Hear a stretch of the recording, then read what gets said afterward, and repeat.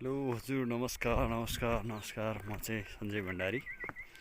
आज चाहिँ हामी यो मेलम्चीको प्राकृतिक रिसोर्ट एन्ड अर्ग्यानिक फर्ममा छौँ।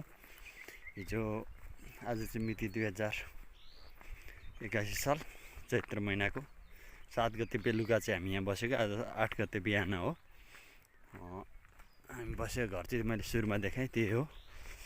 यस्तो राम्रो रहेछ यो फर्म, हेर्नुहोस्, एकदम चिसो ठाउँ।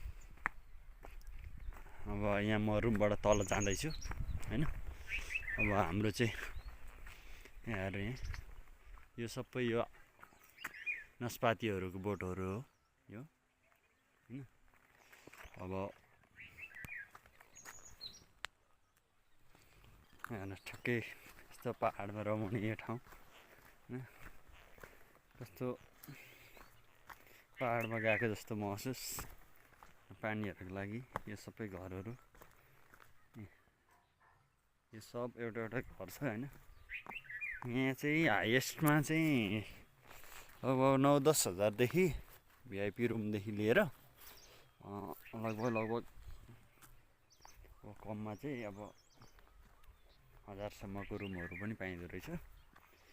यहाँ चाहिँ एकदम हेर्नु, यस्तो राम्रो बनाएको छ।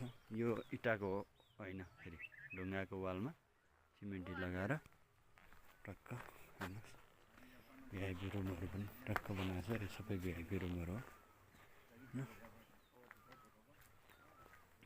र यो ढुङ्गाको प्राकृतिक चिजहरूलाई चाहिँ बढी महत्त्व दिएको कारणले गर्दा यसलाई चाहिँ विशेष प्राकृतिक रिसोर्ट एन्ड अर्ग्यानिक फर्म हो रहेछ हैन।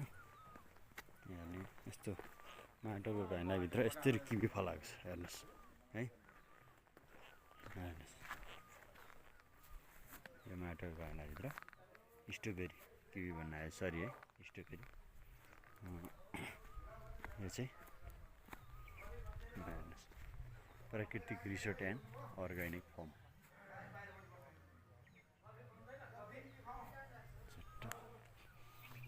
यता रुमै रुम छ हैन। आज चाहिँ हामी चट्ट यहाँ चाहिँ 100-150 जना जति मान्छेहरू छन्।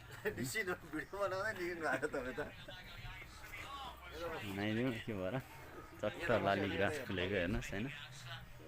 गाडी पार्किङ चाहिँ यहाँ तल छ।